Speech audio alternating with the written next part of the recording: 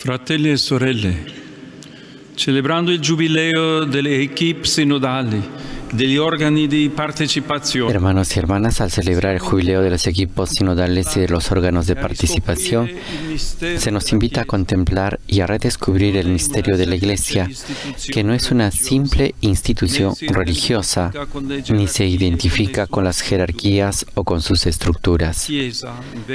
La Iglesia, en cambio, como nos lo ha recordado el Concilio Vaticano II, es el signo visible de la unión entre Dios y los hombres, de su proyecto de reunirnos a todos en una única familia de hermanos y hermanas y de hacernos un solo pueblo, un pueblo de hijos amados, todos unidos en el único abrazo de su amor.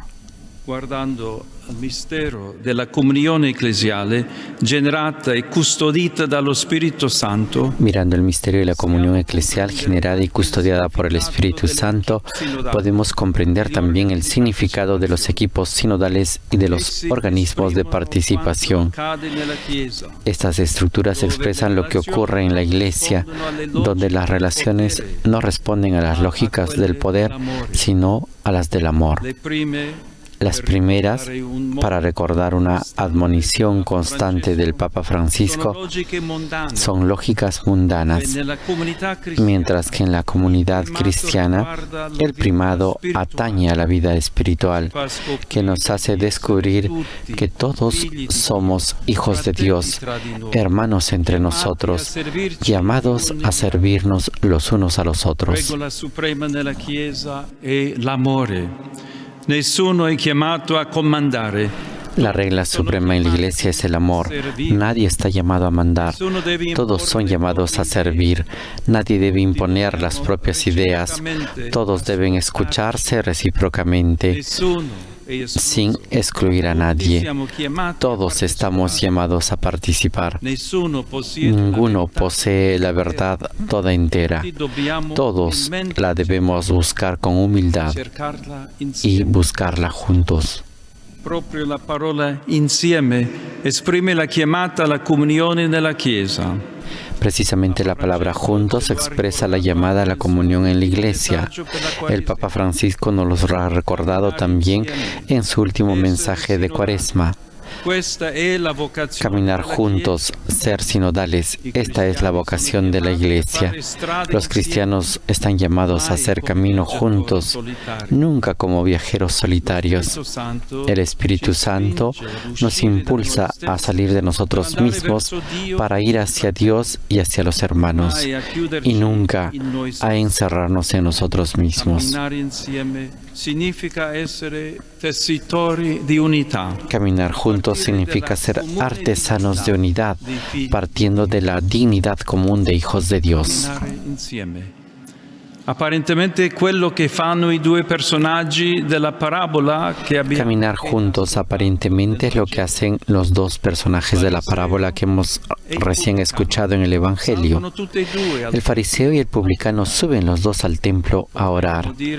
Podríamos decir que suben juntos o de todas formas se encuentran juntos en un lugar sagrado y sin embargo están divididos y entre ellos no hay ninguna comunicación. Ambos recorren el mismo camino, pero su caminar no es un caminar juntos. Ambos se encuentran en el templo, pero uno ocupa el primer lugar y el otro permanece en el último. Ambos rezan al Padre, pero sin ser hermanos y sin compartir nada. Esto depende sobre todo de la actitud del fariseo. Su oración aparentemente dirigida a Dios es solamente un espejo en el que él se mira a sí mismo, se justifica y se elogia a sí mismo. Él subió a orar, pero no quiso rogar a Dios, sino alabarse a sí mismo, sintiéndose mejor que el otro, juzgándolo con desprecio y mirándolo con desdén. está obsesionado con su ego y de ese modo termina por girar en torno a sí mismo sin tener una relación ni con Dios ni con los demás. Fratelli e sorelle, questo può succedere anche nella comunità cristiana. Hermanos y hermanas, esto puede suceder también en la comunidad cristiana. Sucede cuando el yo prevalece sobre el nosotros, generando personalismos que impiden relaciones auténticas y fraternas. Cuando la pretensión de ser mejores que los demás, como hace el fariseo con el publicano, crea división y transforma la comunidad en un lugar crítico y excluyente, cuando se aprovecha del propio cargo para ejercitar el poder y ocupar espacios. E al pubblicano invece che dobbiamo guardare. Es al publicano, en cambio, al que debemos mirar, con su misma humildad. También en la Iglesia nosotros debemos reconocernos necesitados de Dios y necesitados los unos de los otros, ejercitándonos en el amor mutuo, en la escucha recíproca, en la alegría de caminar juntos, sabiendo que Cristo está con los que son humildes de corazón y no con los que se exaltan a sí mismo por encima de la grey. L'equipe sinodale e gli organi di partecipazione sono immagine di questa Chiesa. Los equipos sinodales y los organismos de participación son imagen de esa Iglesia que viven en la comunión. Y hoy quisiera invitarlos en la escucha del Espíritu, en el diálogo, en la fraternidad y en la parresía. Ayúdenos a comprender que en la Iglesia, antes de cualquier diferencia, estamos llamados a caminar juntos en busca de Dios, despojándonos revistiéndonos de los sentimientos de Cristo y ayudándonos a ensanchar el espacio eclesial para que esto se convierta en colegial y acogedor. Esto nos ayudará a habitar con confianza y con espíritu renovado las tensiones que atraviesan la vida de la Iglesia entre unidad y diversidad, tradición y novedad, autoridad y participación, dejando que el Espíritu las transforme para que no se conviertan en contraposiciones ideológicas y polarizaciones dañinas. No se trata de resolverlas reduciendo unas a otras, sino dejar que sean fecundadas por el Espíritu para que se armonicen y orienten hacia un discernimiento común. Como equipos sinodales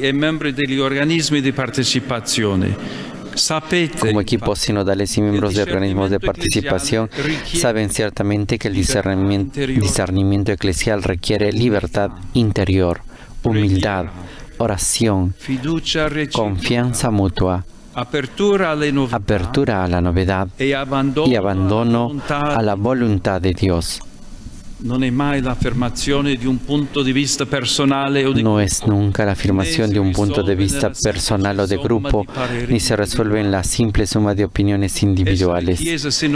Ser Iglesia sinodal significa reconocer que la verdad no se posee, sino que se busca juntos, dejándonos guiar por un corazón inquieto y enamorado del amor.